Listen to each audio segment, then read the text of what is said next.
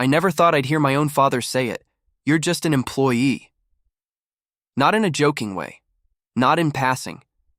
It was in front of the entire executive team during a leadership meeting I wasn't even invited to. I had walked in by accident, early for something else, and there they were, my father, my mother, my brother Logan, all seated like I didn't exist. That sentence dropped like a stone. No one said a word after it. That was the moment it hit me. I wasn't family anymore. Not in the way that mattered here. It wasn't always like this. 10 years ago, I left a career in software in Austin and came back home to Portland, Maine, to save the company that my grandfather built with his own hands. Grant and Daughters Fine Foods. The name didn't even fit anymore. There were no daughters, just me and Logan. But I threw myself into it. Late nights, fixing logistics, rebranding. I became the heart of that company.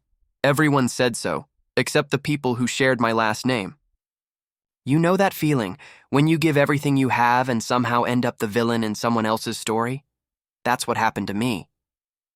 Logan, the golden boy, barely had to lift a finger. But when he returned from a failed startup in California, my parents handed him the reins like I was just keeping the seat warm. I thought maybe they had a plan. Maybe they saw something I didn't. I kept working.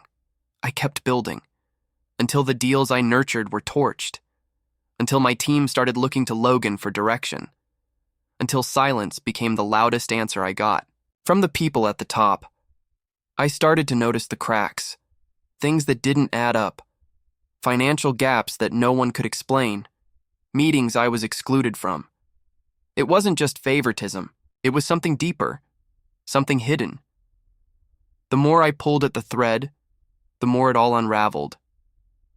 This is the story of how I rebuilt everything they tried to take from me. How I walked away from the family business, uncovered what they were, really hiding, and built something better from scratch. But this isn't a story about revenge. It's about waking up, about understanding that sometimes loyalty is a weight you have to let go of before it drowns you. And that family, it isn't always the people who share your name. It's the ones who show up when everything falls apart. The company used to be something real.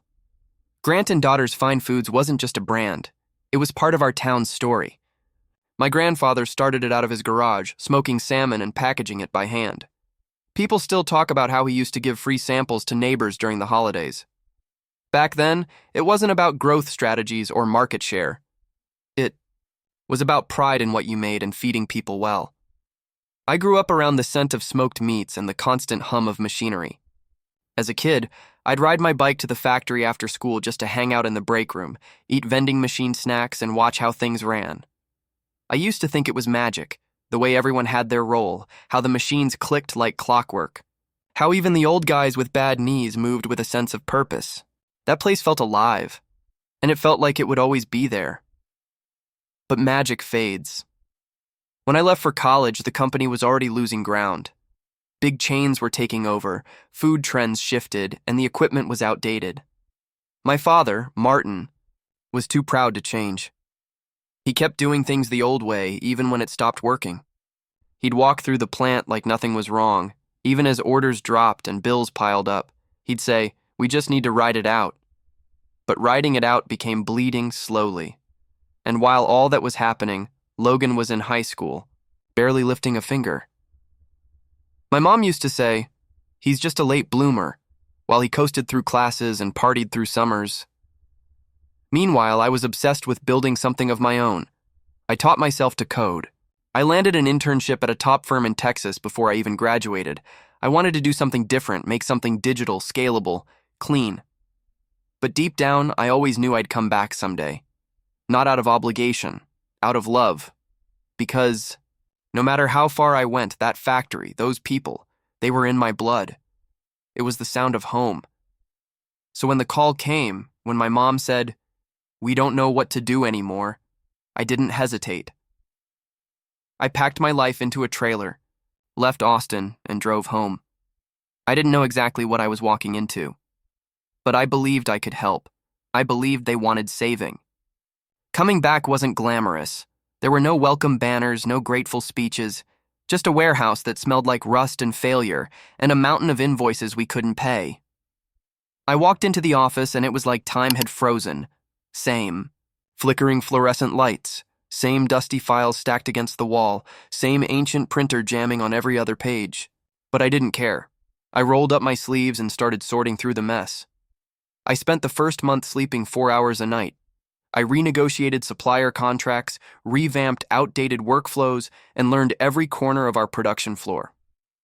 Ana Morales, our operations head, became my right hand. We ran numbers late into the night, mapped out survival strategies on whiteboards, argued over every detail, then showed up the next morning and did it all again. Slowly, the panic lifted. Slowly, things started moving. We stopped bleeding money. Orders began to climb. I built us an e-commerce portal from scratch, optimized shipping routes, and ran marketing on a shoestring budget. We got featured in a regional food blog, and suddenly local restaurants started calling. Our packaging improved, our delivery times shortened. The old-timers noticed. They started saying things like, "Feels like the old days again," and I started to believe it too. It wasn't just about saving a company. It was about rebuilding something that meant more than profit margins. I was investing in people who had worked here for decades, people who knew how to get things done but were never given the chance to lead. I made room for them, promoted from within, respected their experience, and in return, they gave everything they had. I wasn't trying to be a hero. I just didn't want to watch something my grandfather built rot from the inside, and I thought my parents saw that. I thought they recognized what I was doing. We were back in the black. We had new clients. We were even planning to expand into frozen goods. For the first time in years, the company was steady. And for a moment, I believed I was finally earning the seat I'd always hoped to fill. There were days I doubted everything, when payroll barely scraped through and one delay could have sunk us. But Anna kept me grounded. We shared the same stubborn hope that what we were doing mattered. It wasn't about legacy anymore. It was about survival with integrity. Every late-night decision, every hard conversation, it all added up. We weren't just fixing the company. We were reshaping what it meant to lead. It didn't take long before the gratitude wore off. At first, there were small signs. Meetings I wasn't copied on. Decisions made without my input. My father started calling Logan in on conference calls, asking for his fresh perspective, even though Logan hadn't been around for any of the hard stuff. I brushed it off. Maybe they just wanted him to feel included. Maybe it didn't mean anything. But then Logan started showing up more. Walking the floor like he owned the place, joking with the staff, asking questions he didn't understand the answers to. And somehow, my parents saw this as leadership. They'd praise him for initiatives I started months earlier. When I'd bring it up, my mom would say, "It's not a competition, Noah." But it was. It always had been. I just didn't want to admit it. I could see the team getting confused. Some of them didn't know who to listen to anymore. Others just kept their heads down, hoping not to get caught in the middle. Anna kept pushing forward, but even she started getting sidelined. Logan would drop into meetings unprepared, dominate the conversation, and walk away with credit for ideas he barely understood. And somehow, this chaos was what my father called progress. It hurt more than I expected. Not just the lack of credit, but the erasure. The way the narrative started to shift, like Logan was the one who turned things around, like I was just part of the furniture. When we hit a new quarterly high, Martin told the staff it was a team effort led by Logan's energy and vision. I stood in the back, smiling through my teeth, clapping along like it didn't gut me. I kept telling myself to focus on the work, that it wasn't about recognition, that results would speak louder. But when the people at the top rewrite the story in real time, it doesn't matter how much you've done. They decide what counts. And slowly, I started to realize they'd always seen me as temporary, a placeholder, someone to clean up the mess, not someone to inherit the keys. I'd catch my dad and Logan in his office, laughing over things I wasn't included in, decisions I wasn't told about until they were already announced. The message was clear. I had done my part. Now they were moving on. It didn't matter that I built the systems, the brand, the partnerships. All they could see was their last name on Logan's desk, and their legacy reflected in his smile. They didn't want a partner. They wanted a mascot they could retire the moment the cameras stopped rolling. Logan's comeback wasn't a return, it was a coronation. He showed up with his hair slicked back, a new car he couldn't afford, and stories about how things are done in Silicon Valley. The irony was thick. He had just walked away from a failed startup, but to my parents, that made him seasoned. To them, risk meant vision, and failure, a badge of honor, so long as it was Logan's. The formal promotion came during a staff lunch. My father clinked his glass and announced Logan as co-CEO, just like that. No discussion, no planning, no explanation. I sat there chewing dry chicken, trying not to choke on the shock. The room clapped politely. Anna looked like she'd swallowed a battery. We both knew what this meant. Logan wasted no time. He started making changes, big, loud, reckless ones. He cut supplier relationships I'd spent years rebuilding. He rebranded our product line with a slogan he came up with at a bar. He pushed for flashy partnerships that made no financial sense, and every time I raised a concern, I was told I was too cautious, too rigid, not visionary enough. I tried to compromise. I offered to mentor him, share insight, help him understand the structure we'd fought to rebuild. He brushed it off, said he was bringing new blood to the table. My father nodded along like a bobblehead. My mother kept saying, "He just needs time." But we didn't have time. We were stable, but only just. There was no room for vanity moves or ego trips. The staff didn't know how to react.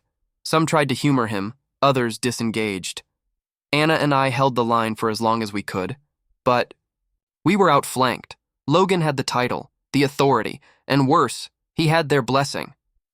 My work became a shadow of what it was. I was correcting mistakes in silence, cleaning up his messes behind closed doors, trying to keep things from going off a cliff. Meanwhile, Logan strutted through the office, oblivious to the damage he was causing, confident the spotlight was exactly where it belonged. That was the moment it clicked. I wasn't just being sidelined, I was being replaced. The worst part wasn't his incompetence, it was how blind they were to it. My parents clung to this idea that Logan was finally stepping into his role, that this was the moment they'd waited for. It didn't matter how many alarms I rang. To them, questioning Logan meant being negative, being unsupportive. The more he failed upward, the clearer it became. Merit didn't matter here. The rules weren't written for people like me. The moment everything started to unravel was the Pearson contract. I had spent over a year building that relationship, monthly check-ins, personalized pitches, even site tours. Pearson Foods was going to be our biggest wholesale client yet. It would have secured us a multi-year deal, stabilized cash flow, and opened doors to national distribution. Everything was lined up. All Logan had to do was show up to the final meeting and not blow it. He was late.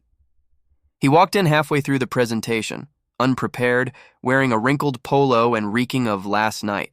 He interrupted the slide deck, cracked a joke about their margins, and suggested they simplify the product line to cut corners. Pearson's rep just stared at him. I watched the contract slip away in real time. They called the next day to say they were going with another supplier. The silence from my parents was deafening. When I brought it up, my father waved it off. "It's one deal," he said. "Don't overreact." But it wasn't just one deal. It was the culmination of 100 small slights and a complete disregard for the groundwork I had laid. Logan didn't understand what we were building. He didn't care. He thought charm would carry him where competence should have. And yet, Martin doubled down. He started shifting more authority to Logan, claiming he had a feel for the future. I asked him once what that even meant, and he just said, "Tradition matters, Noah. Your brother's the one to carry this forward." I felt like I was in a dream, like everything I had done was being rewritten in real time.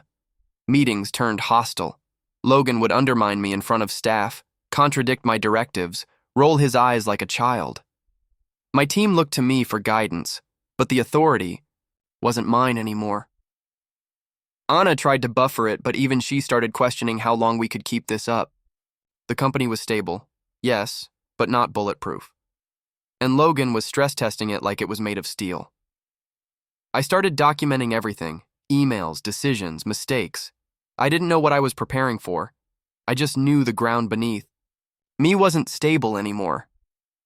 Control had shifted, and I wasn't sure if I had the strength to keep pretending I was still in charge. There's a certain point when you stop defending yourself, not because you've given up, but because you know the fight is rigged. That's where I found myself. I wasn't just losing control of the company, I was losing the illusion that I ever had it.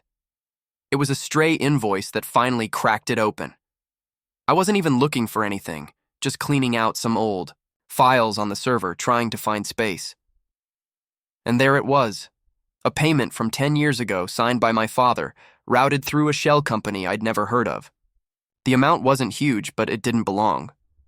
When I traced it, the trail led to 3 more, then 8, then a dozen.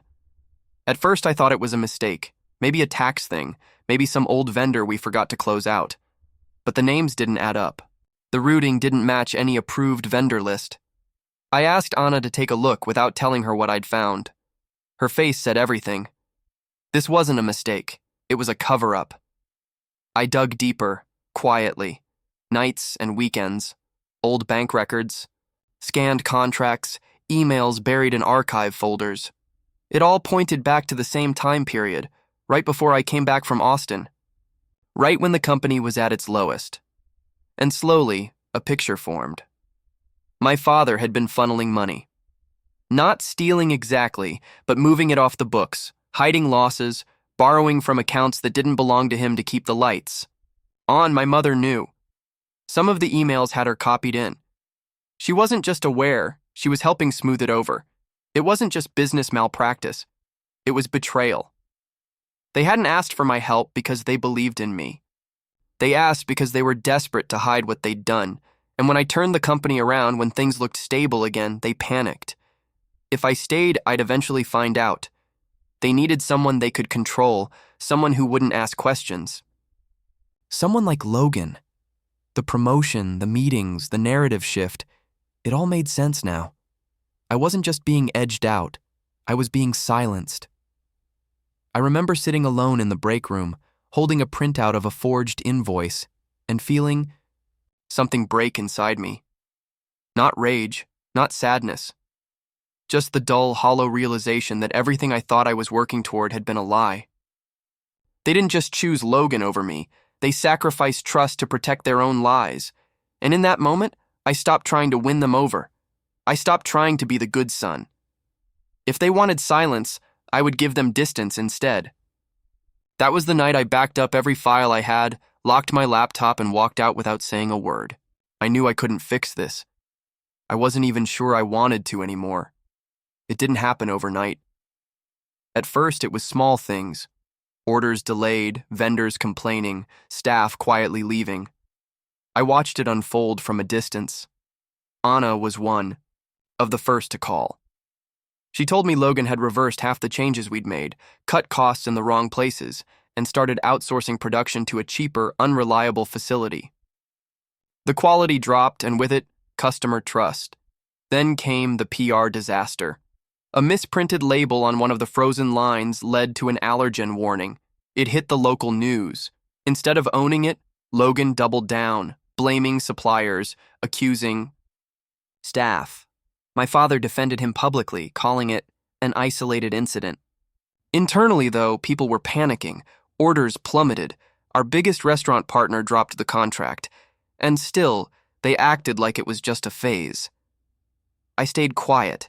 Every part of me wanted to fix it. But this time, I didn't. I had spent too many years patching holes in a sinking ship. I watched as layoffs began. Longtime employees let go without explanation. People I had worked beside for a decade, gone with a single email. The company culture eroded. No one trusted leadership. Morale was dust. Then, one night, Carmen, my old friend and corporate lawyer, called me. She had seen documents suggesting the company was preparing to file for Chapter 11. Worse, they were considering selling assets to cover debts, including some of the intellectual property I had developed. I knew then it was more than just mismanagement. It was collapse. And just like that, The calls started. My father, my mother, even Logan. Each of them asking in their own way if I'd come back, help clean things up. Just for a while, they said. You're the only one who knows how this works. It was almost laughable. After everything. After all the silence, all the erasure, all the betrayal, they wanted me to return and save them again. But something had changed in me. I didn't feel anger. I didn't even feel satisfaction, just clarity. They hadn't learned. They didn't want change. They wanted a scapegoat who could fix what they refused to see coming. It wasn't a surprise anymore. It was a pattern. History repeating itself because no one had the courage to admit the truth. I wasn't the problem. I had never been. I was just the one who made it harder to pretend. And that made me dangerous in their eyes. The fall of the company wasn't just about bad decisions. It was about pride, about refusing to let go of the story they'd told themselves for too long. The irony wasn't lost on me. After being pushed out, after watching everything I'd built get handed over and destroyed, they wanted me back. Not because they missed me, not because they'd changed, because they were drowning, and I was still the only one they trusted to swim. My dad called first. No apology, just logistics. You'd come in as interim COO, he said. We'll restructure after that, maybe revisit the leadership team dynamic. As if we hadn't lived the last 2 years in slow-motion betrayal. Then came my mom, softer, but just as calculated. We're still a family, she said. We need to stick together. But all I could hear was the silence from before, the meetings I was left out of, the praise I never received, the moment I was called just an employee. Then Logan sent a message. A short email with no punctuation, just one line. Can you help? That told me everything. No acknowledgement, no ownership, just expectation. I thought about it. Of course I did. That place still held a piece of me. There were people I cared about. Faces I'd known since I was a kid, employees who'd stayed loyal. But going back would have meant erasing every boundary I'd finally learned to draw. It would have meant stepping back into a role that never saw me fully, that demanded everything while giving nothing in return. So I said no. No meetings, no transition plan, no favor framed as duty.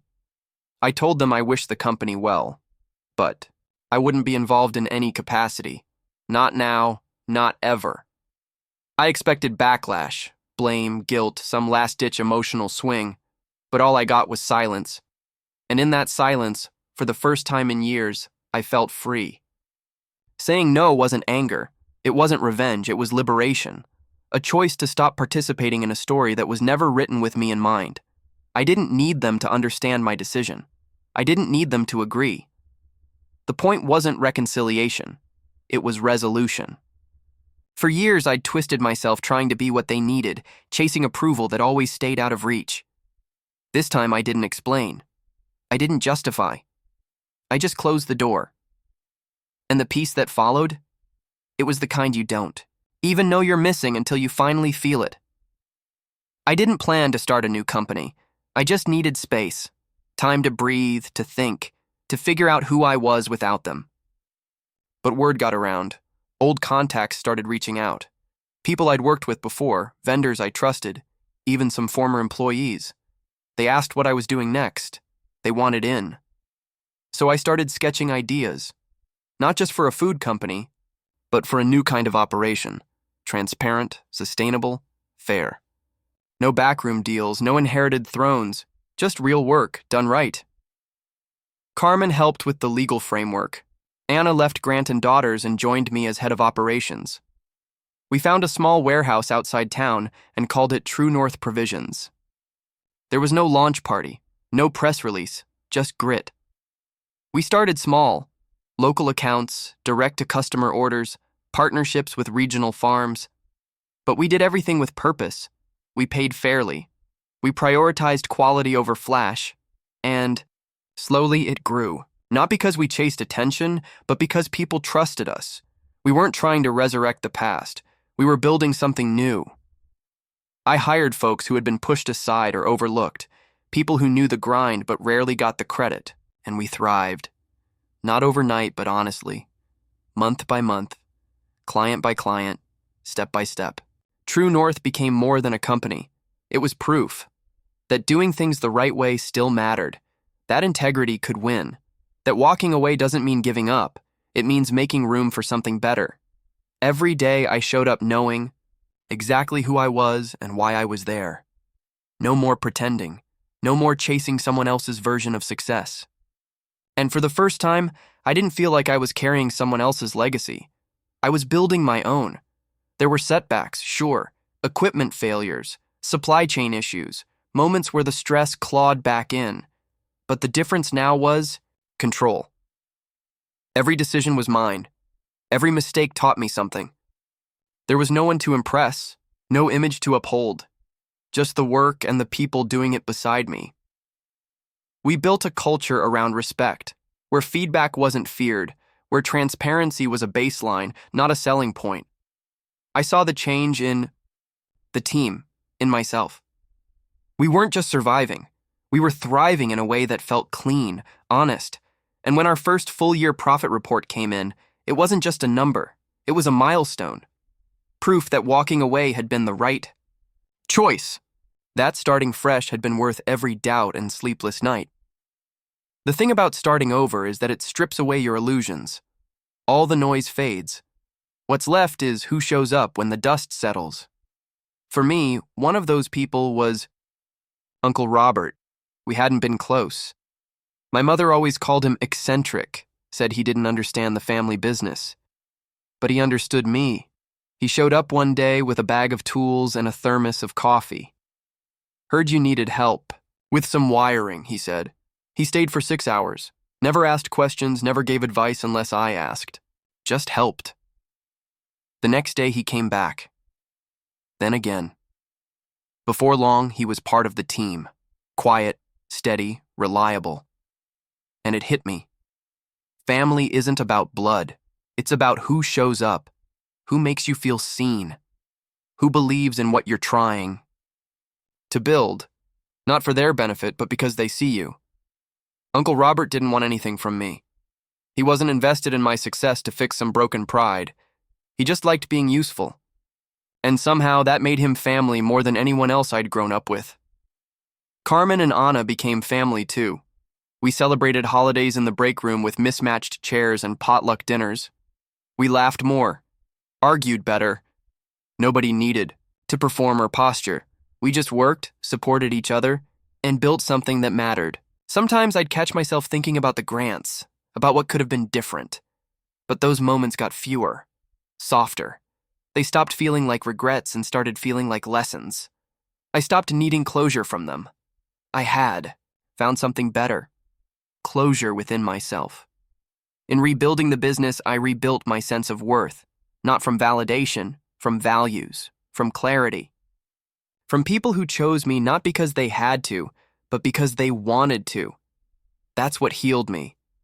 I started to understand something I hadn't before. The most important relationships are the ones we build with intention, not out of tradition, or guilt or some unwritten expectation, but out of genuine connection. I didn't have to keep proving my value to people who refused to see it. I had people who saw it right away, who nurtured it. Robert once said to me, "You don't owe anyone your peace, especially not people who trade in chaos."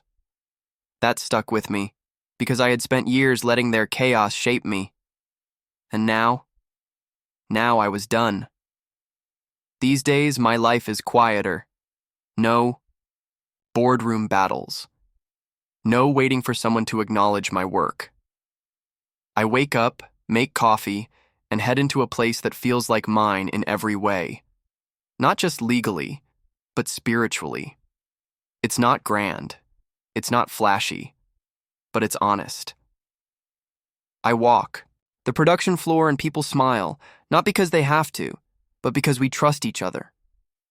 That's something I never thought I'd have. A workplace where people aren't scared to speak, to fail, to suggest a better way. We've built that together. Not from a blueprint, but from shared experience. There are still tough days. Orders fall through. Equipment breaks. Sometimes the past creeps in when I least expect it, but it doesn't own me anymore. The voice that once whispered, "You're not enough," has finally gone quiet. I look back and see all of it now, the effort, the loss, the betrayal, as part of a larger truth. That sometimes walking away isn't giving up. It's growing up. Choosing peace over patterns, dignity over desperation. I didn't get the ending I wanted. I got something better. A beginning I chose. And if this story sounds familiar, if you've ever felt erased, overlooked, taken for granted, I hope it reminds you of something. That your value doesn't shrink just because someone else refuses to see it. That leaving doesn't mean failure. It means you're finally ready to write your own chapter, not live in someone else's footnotes. Because family isn't who defines you, it's who respects you. And legacy? It's not what you inherit. It's what you create with your own hands every day, even when no one is watching. I've learned that peace doesn't arrive. It's built. Choice by choice, boundary by boundary. It looks like a smaller house, fewer meetings, deeper conversations. It sounds like laughter over takeout in the office kitchen instead of awkward silences in polished boardrooms. Success used to mean proving myself to the people who overlooked me. Now it means creating something worth showing up for every day. And when people ask if I miss the old company, I tell them no. Because I never belonged there, I just didn't know it yet. We all want to be seen, heard, valued. But sometimes, we don't get that from where we hoped. And that's okay. What matters is what you do next, who you bring with you, and what you build when no one else is watching.